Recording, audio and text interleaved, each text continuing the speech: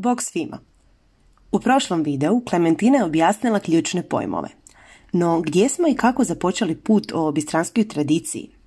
Pa zavirali smo u nešto što ima korice, dolazi u različitim formatima i ima stranice. Naravno, zavirali smo u knjige, članke, novine, tiskane i elektroničke publikacije. Nekoliko je važnih publikacija o bistranskom kraju, to jest o temama kojima se bavimo. Na primjer, posebno izdanje časopisa Narodna umjetnost iz 70. godina 20. stoljeća, zatim monografija o kudu Bistra, autorica Anite Škreblin i knjiga Anite Brezović Bistra. Tu je i iznimno važna monografija Bistra iz 2014. godine, kao i publikacija naše udruge, neophodna u vrijeme prosinca, Božić u Bistri.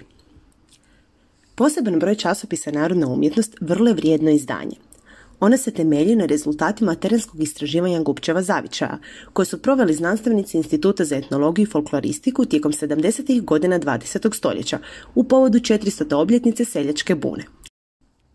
Tako je Zorica Rajković pisala o narodnim običajima, Maja Bošković-Stuli o odnosima kmeta i feudalca u predajama, Olinko Delorko o usmenoj poeziji, Nikola Bonifačić-Rožin o folklornom kazalištu, Divna Zečević o usmenoj predaji, Ivan Ivančan o narodnim plesovima, a Jerko Bezić o glazbenom svijetu. Anita Brezović, nakon monografije Kuda Bistra, napisala je knjigu Bistra. Monografija Bistra iz 2014. godine sadrži radove znanstvenika i stručnjaka koji su na sveobuhvatan način i s različitih aspekata opisali Bistru. U njoj se nalazi vrlo važan rad koji je napisala naša Klementina.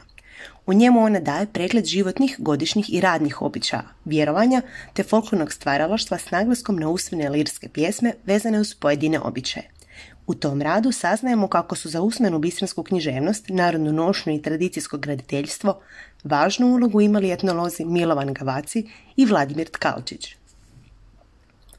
U našoj publikaciji Božić u Bistri možete doznati o božićnim običajima, božićnom kinču, umijeću izrade božićnog kinča i obilježavanju blagdana Svetog Nikole u Bistri.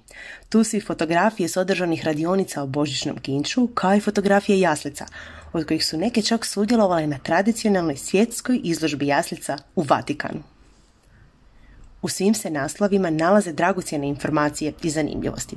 Za detalje zato odite do knjižnice ili potražite digitalne varijante na mrežnim stranicama. Vidimo se u sljedećem videu. Pozdrav!